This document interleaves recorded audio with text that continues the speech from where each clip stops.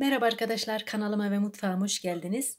Kış mevsimi yaklaşırken hepimizin korkulu rüyasıdır belki öksürük. Ansızın yakalandığımız öksürüğü atlatabilmek için belki de o an evimizde elimizin altında ilaç, şurup yoktur. Biz de kendimiz hazırlamak istersek ana malzememiz pekmez ve tereyağıdır. Biz bu malzemeleri kullanırken öncelikle tereyağı eritelim. Tereyağını eritmek için cezvemi alıyorum.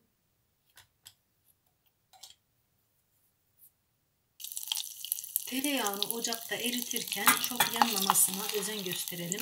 Sadece erimesi yeterli bizim için.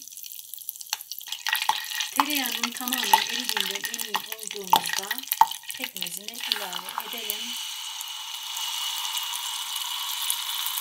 Bir çay bardağı pekmez yeterli olacaktır. Bir kaşık tereyağına. Tereyağlı pekmezimiz köpük köpük oluncaya kadar kaynatalım kısık ateşte. Tereyağlı olduğu için arkadaşlar taşması çok hızlı olabilir. Taşırmamaya özen gösterelim. Çok kısık ateşte 4-5 dakika kaynaması yeterli olacaktır. Tereyağlı pekmezli antibiyotimiz arkadaşlar. Biraz da ılımaya bıraktım 3-5 dakika. Ve kaldıracağım cam kabıma aktarıyorum.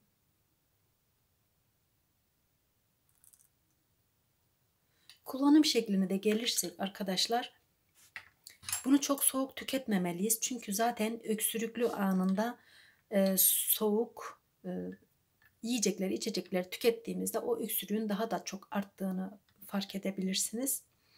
Diğer malzemelerimi de ilave ediyorum. Çay kaşığının ucuyla karabiber ve toz zencefil kullanıyorum. Bir çay kaşığı da zencefil. Onu da ilave edip hemen karıştırıyorum.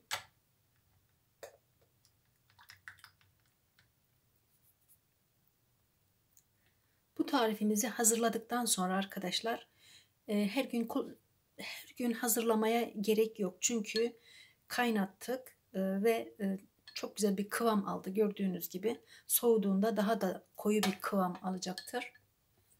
Aşırı yoğun bir öksürük halinde bu kürümüzü arkadaşlar sabah ve akşam kullanmak üzere birer kaşık kullandığınızda belki 2 gün ya da 3. günü tamamen öksürükten eser bile kalmadığını fark edebilirsiniz.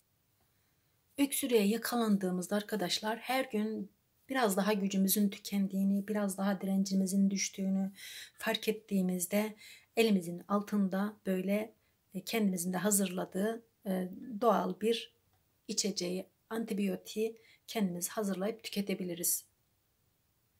Tereyağlı pekmezli antibiyotik arkadaşlar her tüketimde, her tükettiğiniz zaman ılıtarak tüketelim.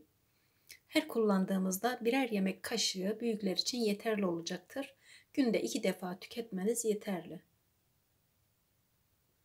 Bu tarifimi aslında sadece tereyağı ve pekmez de kullanabilirdim. Zencefille karabiberi eklememin sebebi arkadaşlar düşük enerjiyi hızlandıracak ve bize yoğun bir enerji verecektir. Ve yakalandığımız aşırı yoğun öksürüğün bize vermiş olduğu güçsüzlüğü tekrar çabuk toparlayacaktır.